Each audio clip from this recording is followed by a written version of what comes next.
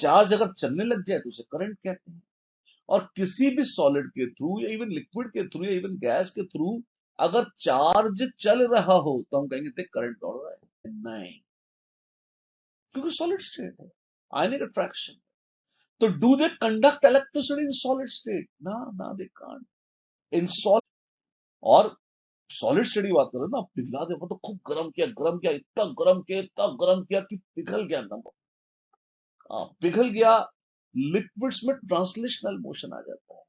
उसे गर्म करके पिघला दे भट्टियों में, तो पानी में घोल ले, एक गिलास पानी लीजिए, नमक डालिए, घुल गया। और जब घुल गया तो वो आयनाइज हो जाता है।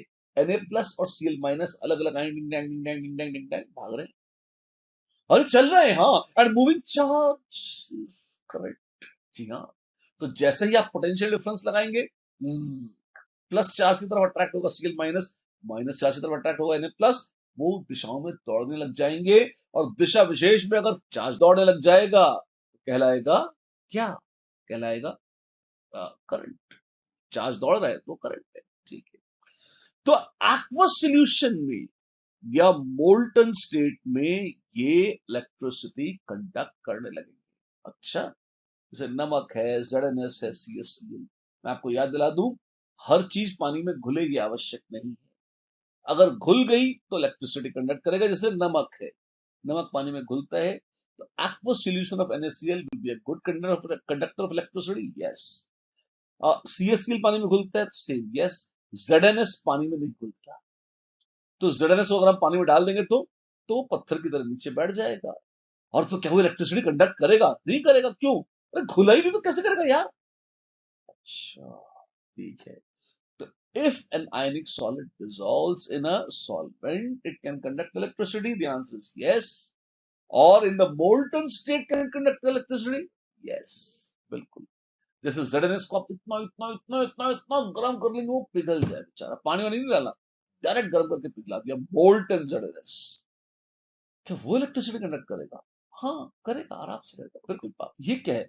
आयनिक सॉलिड हर कटायन को घेर रहे हैं बहुत सारे एनायन, हर एनायन को घेर रहे हैं बहुत सारे कटायन। और बबरी क्या, ये तो बरस बरस के एकदम इकट्ठे हो गए और बन गया आयनिक सॉलिड। ये एक नमक का क्रिस्टल है। अच्छा, देखिए बड़ा शानदार है। एक कटायन के इर्द गिर्द कई एनायन, एक एनायन के इर्द गिर्द कई कटायन, और देख कटायन दे एनायन, देख कटायन दे एनायन, घेरते चले गए और मस्त ठोसम ठोस नमक का क्रिस्टल बन गया आपकी आंखों के सामने। देखिए इसे, अच्छी बात है। ये था आयनिक सॉलिड अरेंजमेंट है। क्रिस्टलाइन सॉलिड्स का एक लेयर, फिर दूसरा लेयर, फिर इन दोनों के बीच में क्या रहता है? Wonderful force of attraction. और एक लेयर दूसरे लेयर के ऊपर ऐसे स्लिप हो सकता है, ऐसे स्लिप हो सकता है। तो इसलिए this used as an lubricant, lubricant की तरह यूज होता है, एंड दे आर सॉफ्ट। और ये कंडक्टिंग भी होता है। वैलेंस इलेक्ट्रॉन है कार्बन का, वो रह जाता है, वो बॉन्ड फॉर्म नहीं करता। तो जो एक इलेक्ट्रॉन रह जाता है वो पूरे स्ट्रक्चर में इलेक्ट्रिसिटी कंडक्ट करती है। रहता है इलेक्ट्रॉन्स, इलेक्ट्रॉन्स घूमते रहते हैं, जो वैलेंस इलेक्ट्रॉन्स है। ठीक है, उसका कंसेप्ट किसने दिया था? आइंस्टाइन ने। ज्यादा इलेक्ट्रिकल कंडक्टिविटी शो करता है, ये सबसे ज्यादा इलेक्ट्रिकल कंडक्टिविटी शो करता होता है। थर्मल कंडक्टिविटी सबसे ज्यादा किसका होता है? सबसे ज्यादा थर्मल कंडक्टिविटी होता है, होता रहेगा, राइट। वाइब्रेशन के लिए, मोलिकुलर में वाइब्रेशन के लिए ये पूरा जो अपना थर्मल कंडक्टिविटी है ऐसे फैला देता है, because it is 3 dimensional structure. तो इसमें थर्मल मोशन होता है, तो थर्मली ये 3 डायमेंशनली स्प्रेड आउट होता है। डिस्पर्शन फोर्स, या फिर जिसको हम लंडन फोर्स भी बोलते हैं, वो एग्जिस्ट करता है। और ये कैसा होता है? Soft, very soft in nature रहता है। Next, dipole. डाइपोल वनडरल फोर्स का किसके कैटेगरी में आता है? डाइपोल, डाइपोल की कैटेगरी में आता है। जैसे आपके वाटर में देखने को मिलेगा, बोरिक एसिड के केस में मिलेगा, exist between your constituent particles. Solids का ही दूसरा क्राइटेरिया भी है अरेंज का। कौन सा? पार्टिकल्स के अरेंजमेंट के आधार पर भी हम उसको बेस कर सकते हैं। अच्छा, जैसे वेल, हम कह सकते हैं कि सॉलिड्स क्रिस्टलाइन है या एमॉर्फस है। क्या क्या? जी हाँ, द सॉलिड्स में भी क्रिस्टलाइन और द सॉलिड्स में भी एमॉर्फस। ओके, क्रिस्टलाइन सॉलिड्स क्या है?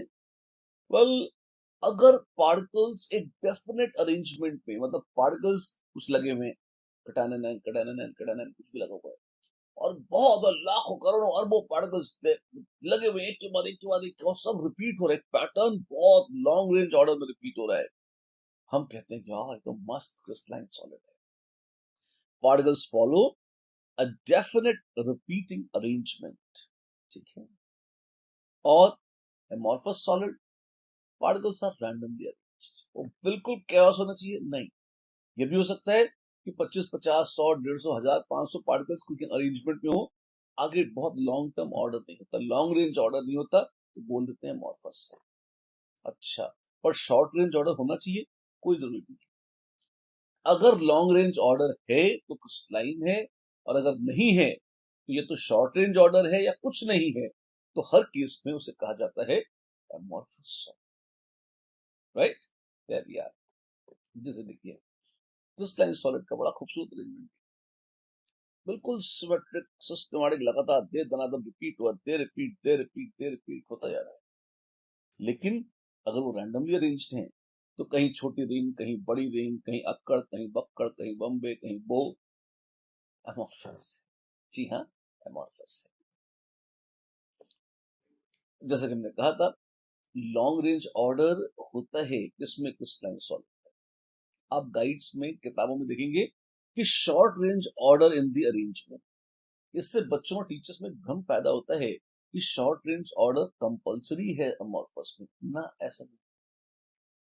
शॉर्ट रेंज ऑर्डर और नो ऑर्डर, जब इसको लिखा होगा जिस आदमी ने, उसने ये सोच के लिखा होगा कि अगर शॉर्ट रेंज में ऑर्डर आ भी जाए तो भी इसका महत्व नहीं है, क्योंकि लॉन्ग रेंज ऑर्डर। और ये भावना लूज आउट हो गई लिखने में, और उन्होंने जो है उसको जो भी स्पेसिफाई किया, उसका लोगों ने अर्थ निकालना शुरू किया कि जिसमें लॉन्ग रेंज ऑर्डर है वो क्रिस्टलाइन है, जिनमें शॉर्ट रेंज ऑर्डर है वो एमॉर्फस है, और इससे लगता है एक तीसरी वैरायटी होगी जिसमें कोई ऑर्डर नहीं है, वो भी मॉर्फस ही। Right, there we are. फिर जब हम डिस्टिंग्विश कर रहे हैं क्रिस्टलाइन और एमॉर्फस में, आगे सुनिए। एक लॉन्ग रेंज ऑर्डर है अरेंजमेंट का, बिल्कुल ऑफ कोर्स। शॉर्ट रेंज की था ही ज्यादा नहीं है, देख सकते हैं। अब मान लीजिए अगर आपके पास कोई सॉलिड है और आपको लगता है वो क्रिस्टलाइन है, दूसरा है जो एमॉर्फस है, क्या इनको प्रोड्यूस करने के मेथड में कोई फर्क हो सकता है? हाँ, हो सकता है। आपके पास कोई भी लिक्विड है, हाँ, आप उसे सडनली एकदम से ठंडा कर लें, वो जम जाएगा, और मोस्ट प्रोबेबली वो हो जाएगा अमॉर्फस। ऐसा है, हाँ। सल्फर लीजिए आप, सल्फर खूब गर्म करके मेल्ट कर लीजिए, एकदम गरम गरम पिघला हुआ सल्फर आप ठंडे ठंडे पानी में, बर्फ के पानी में डाल दीजिए, तो एकदम से जम जाता है, सॉलिड हो जाता है, और उससे बनता है प्लास्टिक सल्फर, जो कि एमॉर्फस फॉर्म है sulphur.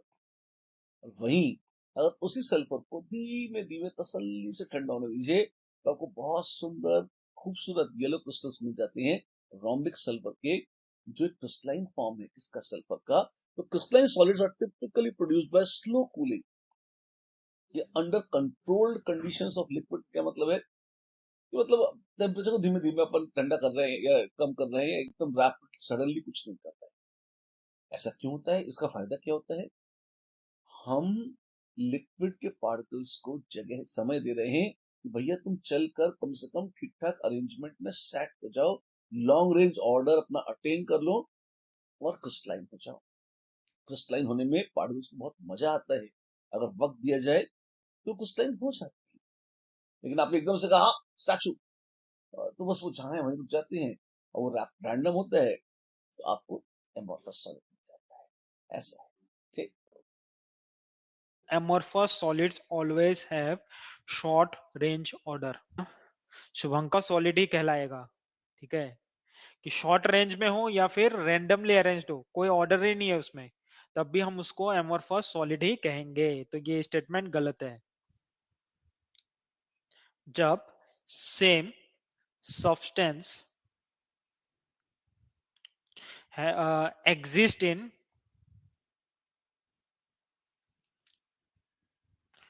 more than one crystalline form.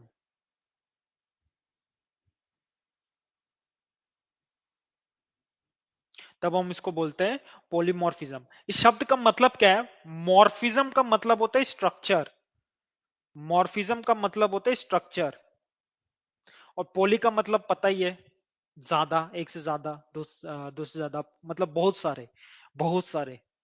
ठीक है, तो पॉलीमॉर्फिज्म कार्बन के केस में डायमंड्स और ग्रेफाइट दोनों कार्बन और ग्रेफाइट फॉर्म हो।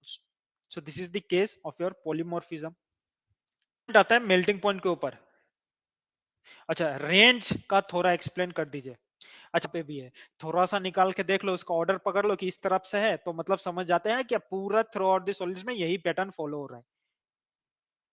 जैसे भूल भुलैया होता है ना, भूल भुलैया पजल वगैरह जो होता है, तो हमें पता नहीं होता है कि आगे जाके यहाँ पे रास्ता है, आगे जाके नहीं भी हो सकता है, कुछ और टाइप का हो सकता है।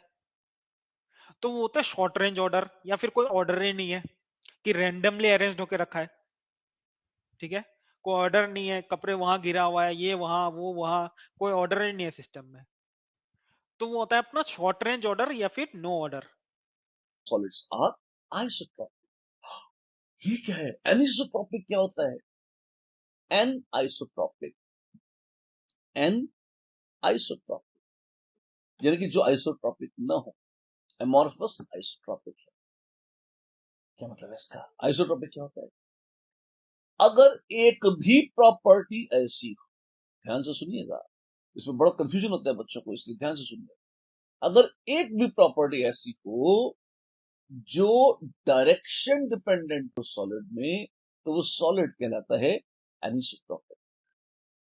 और अगर किसी भी दिशा में नापे, सारी प्रॉपर्टीज हर दिशा में सेम हो, तब वो सॉलिड कहलाएगा आइसोट्रॉपिक। अब आप कहेंगे प्रॉपर्टी का दिशा से क्या संबंध है? मास नाप रहे हैं, प्रॉपर्टी है, हाँ, तो कोई मास किसी डायरेक्शन में थोड़े नापेंगे कि नॉर्थ में मास नापा अलग है, साउथ में मास नापा अलग है। वॉल्यूम नाप रहे हैं, टेम्परेचर नाप रहे हैं, ये थोड़ा अलग हो जाएगा। मानता हूं ये अलग है। आप एक काम करिए, आप टेंसाइल स्ट्रेंथ नापिए, अच्छा, या आप शियर फोर्स लगाकर उसको कट करने की कोशिश करिए, और उसमें जो आपको एनर्जी चाहिए वो नापिए। इस तरह की चीजें अगर आप नापेंगे तो आप पाएंगे। एक बहुत कॉमन सेंस उदाहरण देता हूँ, जैसे ग्रेफाइट। ग्रेफाइट में क्या था? वो एक क्रिस्टलाइन सॉलिड है, आपको पता है, हाँ जी।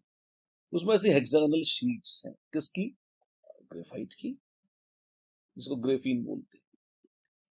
और ये किससे जुड़ी हुई है एक दूसरे से? ये एटम्स आपस में स्ट्रॉन्ग कोवलेंट बॉन्ड से जुड़े हैं, हाँ जी। और नीचे क्या है? नीचे आप देखेंगे एक दूसरी शीट है, ठीक है। आपस में ये जो फोर्सेस है, ये कौन से हैं? ये हैं वीक वॉन्डरवॉल्स फोर्सेस, ठीक है। अब मान लीजिए हमने कहा तलवार लाते हैं और काट डालते हैं इसे, तो मैं कौन सी चीजें काट रहा हूं? मैं काट रहा हूं सिर्फ वॉन्डरवॉल्स फोर्सेस। तो क्या सस्ते में कट जाएगा? कम एनर्जी में कट जाएगा। उसकी वजह मैं कहता हूं नहीं तो ऐसे काटूंगा। अगर बीच से चीर डालूंगा तो मुझे स्ट्रॉन्ग कोवलेंट बॉन्ड्स तोड़ने पड़ेंगे, उसमें एनर्जी काफी ज्यादा लगेगी।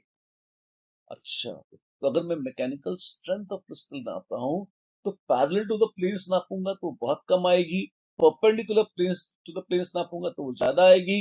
एक प्रॉपर्टी मुझे ऐसी मिल गई है जो अलग अलग दिशाओं में अलग अलग वैल्यू रखती है ग्रेफाइट में, हाँ जी। तो क्या ग्रेफाइट एनिसोट्रॉपिक है? जी हाँ, ग्रेफाइट एनिसोट्रॉपिक।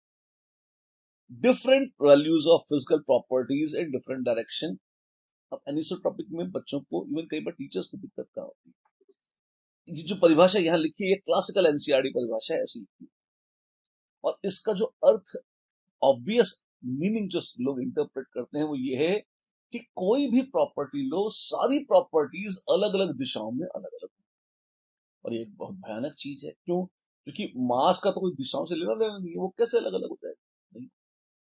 तो फिर लगता है कि तो कोई चीज एनिसोट्रॉपिक हो ही नहीं सकती। नहीं, इसकी इंटरप्रिटेशन गलत है, क्योंकि लिखी बड़े गोलमाल तरीके से गई है।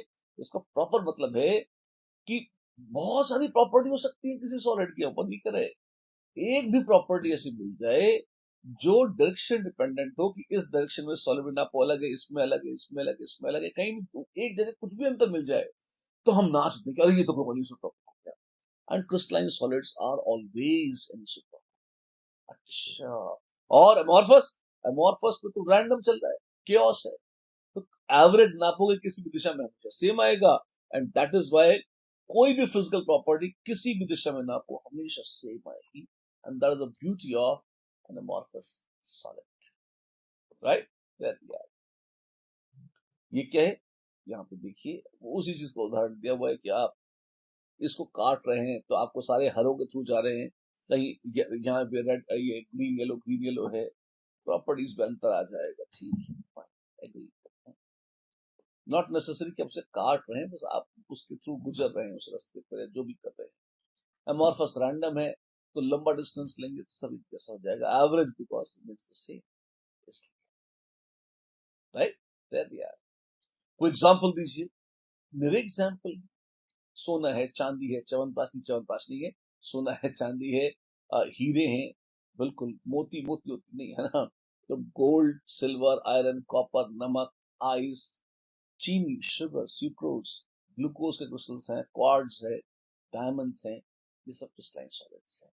तो अमॉर्फस कौन है, कांच है, प्लास्टिक है, रबर है, एक सिलिका का एक स्पेशल वर्जन आता है जिसको अमॉर्फस सिलिका कहते हैं। ये सब कैसे हैं, ये अमॉर्फस सॉलिड्स हैं। स्टार्च एक अमॉर्फस सॉलिड है, ऐसे, राइट। There we are. ये क्या है, कुछ नमूने दिखा रहे हैं, जैसे आपको क्वार्ट्स का कांच दिखाया जा रहा है, क्वार्ट्स जिसको हिंदी में स्फटिक बोलते हैं, वो दिखाया जा रहा है आपको, देखिए आनंद लूटिए इसका।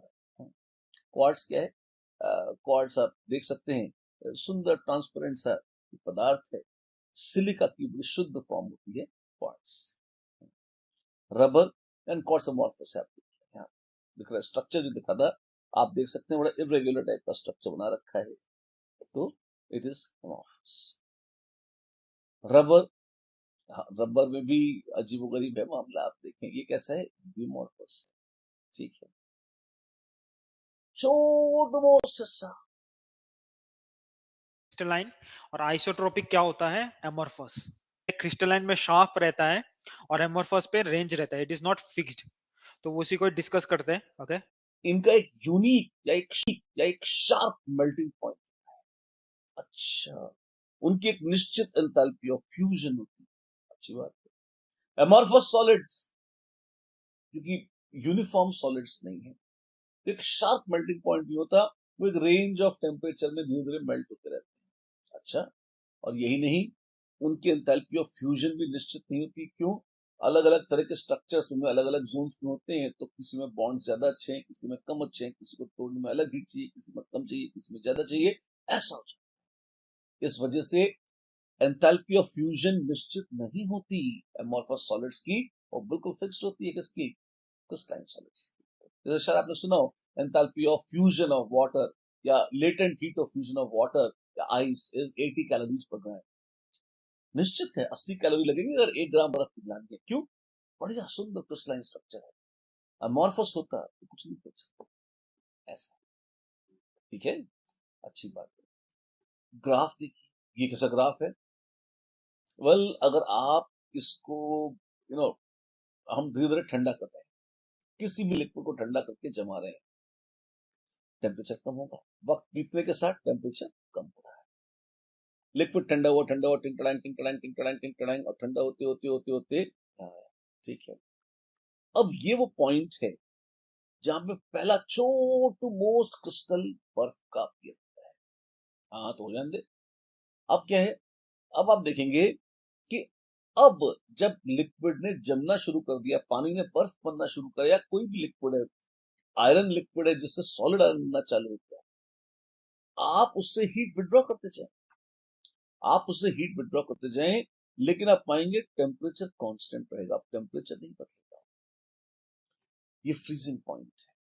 हाँ, अब जैसे जैसे हीट उससे विड्रॉ करते जाएंगे, वैसे वैसे liquid more and more solid में परिवर्तित होता जाएगा। एक पॉइंट ऐसा आएगा जब लगभग सारा का सारा लिक्विड ठोस ठोस सॉलिड बन चुका है, और थोड़ी सी हीट विड्रॉ करेंगे, अब 100% सॉलिड बन जाएगा, और अब सॉलिड को ठंडा कर सकते हैं आप, लेकिन अगर सॉलिड लिक्विड साथ साथ इक्विलिब्रियम में है, आप उसको ठंडा नहीं कर सकते। ये क्रिस्टलाइन सॉलिड की कथा है।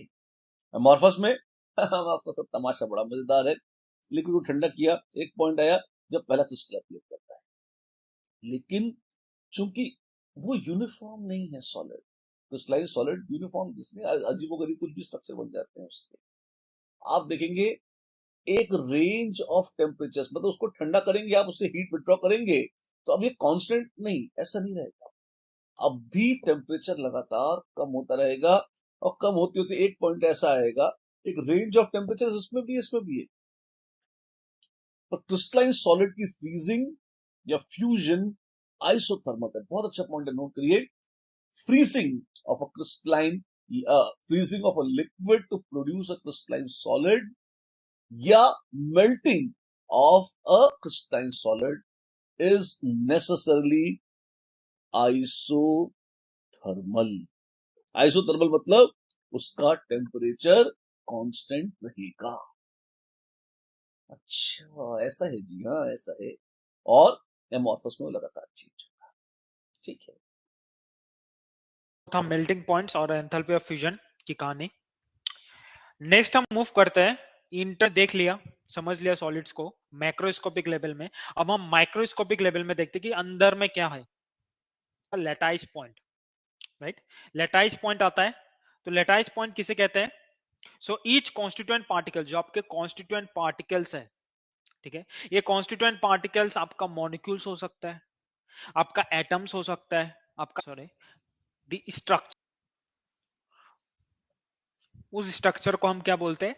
लेटाइस, या फिर स्पेस लेटाइस, या फिर क्रिस्टल लेटाइस।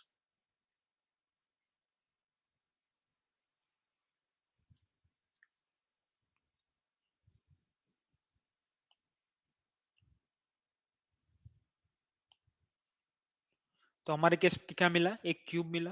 तो ये जो स्ट्रक्चर बन के आया है ना, इस स्ट्रक्चर को हम बोलेंगे स्पेस लेटाइस और क्रिस्टल लेटाइस या फिर लेटाइस। और हर एक जो पॉइंट है, ये जो आप पॉइंट देखोगे, इस पॉइंट को हम बोलेंगे क्या? इस पॉइंट को हम बोलेंगे लेटाइस। ऐसे ही 3D लेटाइस है। ये पूरा बड़ा सा क्यूब दिख रहा है, दिख रहा है ना, बड़ा सा क्यूब, ये हो गया आपका स्पेस लेटिस। और ये जो ब्लू ब्लू कलर्स के डॉट्स दिख रहे हैं ना,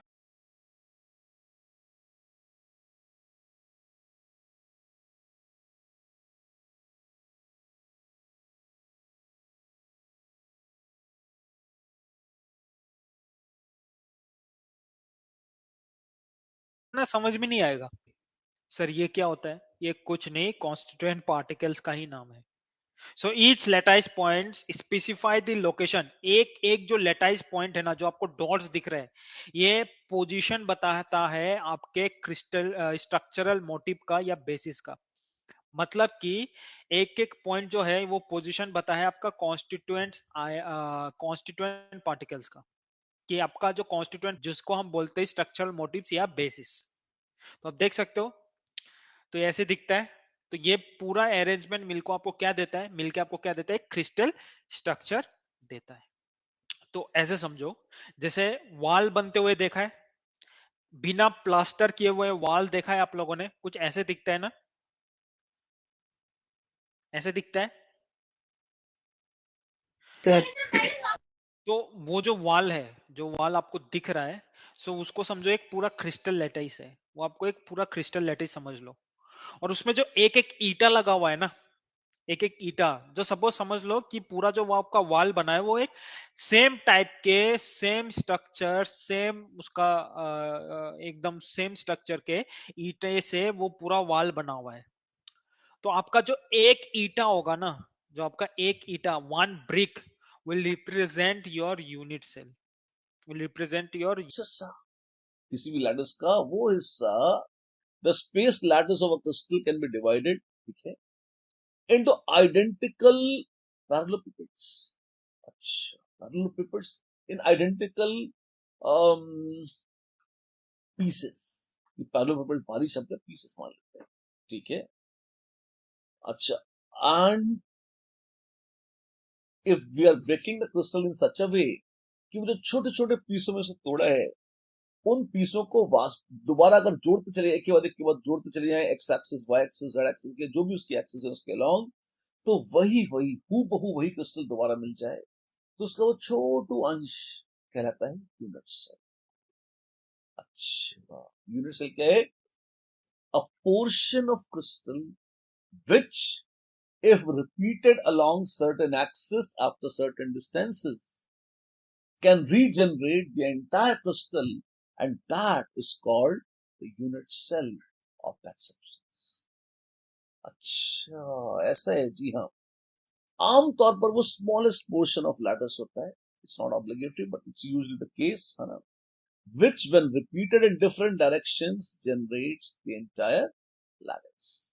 बिल्कुल, जैसे ये देखिए, ये एक यूनिट सेल है, हाँ जी। एक्स वाई जेड एक्सिस देखिए 3 रंगों में, और हम एक्स एक्सिस के अलोंग, फिर वाई के अलोंग, और फिर अरे गजब ढा दिया, जेड के अलोंग रिपीट कर रहे हैं, ये 3 डायमेंशनल लैटिस बना रहा है। गजब, देखिए, राइट, इस तरह से। आमतौर पर यूनिट सेल के तौर पर जो हम सबसे सिमेट्रिक दिखने वाला, साफ सुथरा और सबसे छोटा वॉल्यूम है, उसको चुनते हैं। क्या काफी कॉम्प्लिकेटेड यूनिट सेल्स चुने जा सकते थे? चुने जा सकते थे, तो फायदा नहीं होता। तो रेक्टेंगुलर, क्यूबॉइडल, इस तरह की चीजें चुनना पसंद करते हैं हम। आड़े टेढ़े ऊट पटांग अजीबोगरीब शेप चुनना कोई पसंद नहीं करता। राइट, राइट, ठीक। 2 डायमेंशनल यूनिट सेल, एक उदाहरण देखिए, जैसे ये 2D यूनिट सेल आपके साथ। अच्छा, क्या कर रहे हो? हमने जो शेडेड एरिया है उसको चुन लिया, और कुछ नहीं चुन सकते थे? कर सकते थे शायद। मान लीजिए इसको चुन लेते। अच्छा, ये भी यूनिट सेल है। हाँ, आप देखिए, ऐसे रिपीट करते जाइए इसको, पूरा क्रिस्टल स्ट्रक्चर जनरेट कर। अच्छा, ऐसा है जी हाँ, ऐसा है। ओके। और 3 डायमेंशंस में, इन 3 डायमेंशंस अगर आप देखेंगे, लैटिस पॉइंट्स हैं, स्पेस लैटिस है, यूनिट सेल, जो भी आप देखिए वही चीज। एक एक शेडेड छोटा सा क्यूब निकाल लिया, वो क्या है? वो काम कर रहा है यहाँ यूनिट सेल का। मेन तो ये आपको फील आ जाए कि किसको कहते हैं यूनिट सेल। क्रिस्टल का वो हिस्सा, the portion of any crystal which when repeated along axis, x axis, y axis, z axis, इनको in general बोलते हैं crystallographic axis. When repeated along certain axis, the crystallographic axis, after fixed distances, can regenerate the entire crystal, is called unit cell of that crystal. Done? ठीक है, जैसे आपका wall में एक छोटा स्टिक अगर बोला जाए यूनिट सेल का, तो दो ऐसे चीज है जिससे आप यूनिट सेल को डिफाइन कर सकते हो। ठीक है, वो है एक्सियल लेंथ एबीसी और axial angle alpha beta gamma, right. So it's dimension along 3 axes, मतलब 3 एजेस है, 3D है। 3D में अगर बात करें तो 3 एजेस की बात होगा। ठीक है, एक्स एक्सिस, वाई एक्सिस और जेड एक्सिस। ठीक है, सो 3 एजेस को हम एबीसी से रिप्रेजेंट करते हैं, सो दे रिप्रेजेंट्स योर यूनिट सेल। और ये म्यूचुअली परपेंडिकुलर हो भी सकता है। बी और सी के बीच का एंगल क्या होता है? अल्फा। और सी और ए के बीच का एंगल क्या होता है? हमारा बीटा। तो कोई भी यूनिट सेल का ये एक कैरेक्टरिस्टिक रिलेशनशिप होता है एबीसी और अल्फा बीटा गामा के बीच में, जो वो एक पर्टिकुलर लेटिस यूनिट सेल को रिप्रेजेंट करता है। 2D में भी डिस्कस करेंगे और 3D में भी डिस्कस करेंगे। तो सबसे पहले 2D में angle between them is gamma. तो 5 यूनिट सेल होता है 2D में। पहला होता है आपका square, it is the most symmetrical one. फिर आता है आपका रेक्टेंगल,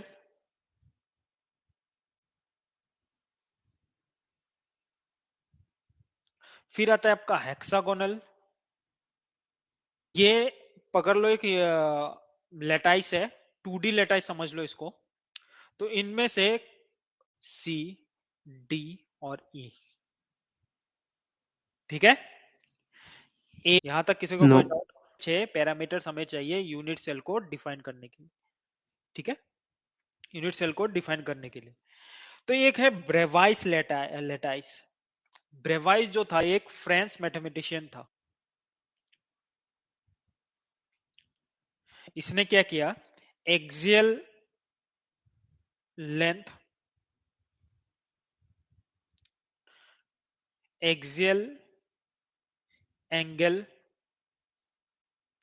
और ज्योमेट्रिकल रेस्ट्रिक्शन को कंसीडर करते हुए, ज्योमेट्रिकल रेस्ट्रिक्शन को कंसीडर करते हुए इसने बोला कि 3D में सिर्फ और सिर्फ 14 different types of unit cell हो सकता है. Considering axial length, axial angle, and geometrical restriction, so Bravais have proposed that they are 7 crystal system में divide कर.